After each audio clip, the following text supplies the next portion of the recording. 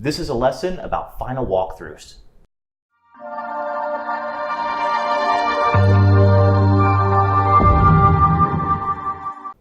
Welcome back to another episode of our 60 lessons that we've learned over 60 years. And this lesson is going to be about all the things that we've learned about final walkthroughs. So when should the buyer do a final walkthrough? Does the seller have to be moved out first? The answer is yes. Yes. And we always recommend doing the final walkthrough the day of closing. Mm-hmm. Not the day before or 2 days before, but the day of closing. Many reasons why we'll explain that. But so we advise our sellers, if possible, the ideal scenario is to move out 2 days prior. Mm-hmm. Then the next day, have your handyman come in, do the honey-do list, fix walls, anything the movers may have damaged, maybe anything that you may have overlooked. And then the day of closing or the next day, have it professionally cleaned.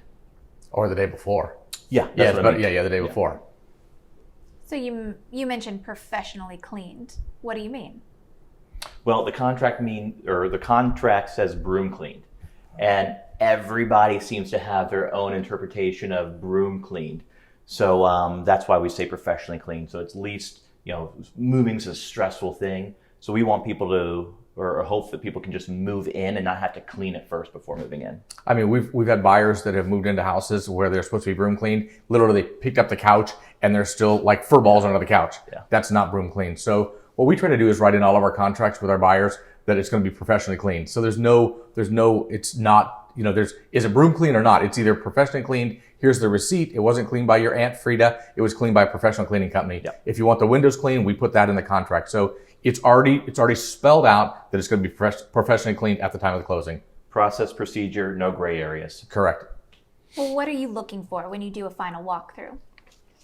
Well, we've got a PPI. Remember the personal property inventory list that we use with all of our buyers. So we attach that to the contract, and the contract says that the refrigerator stays, the washer dryer stays. Or maybe they're taking a chandelier and that's notated so that there's just no gray areas whatsoever through this walkthrough. So when they walk in and take a look at the house, we had one not too long ago that the people forgot the washer and dryer were supposed to stay. It was an honest mistake. They put in a storage unit clear in the back of the storage unit. We called them out and said, "Hey, Mr. and Mrs. Seller, the washer dryer are gone." They're like, "Oh my God."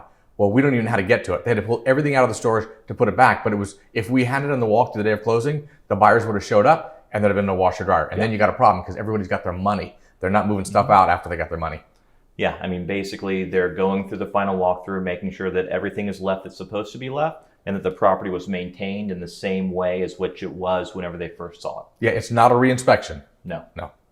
Okay, well, that was a great lesson. Thanks so much. What can we learn from you next?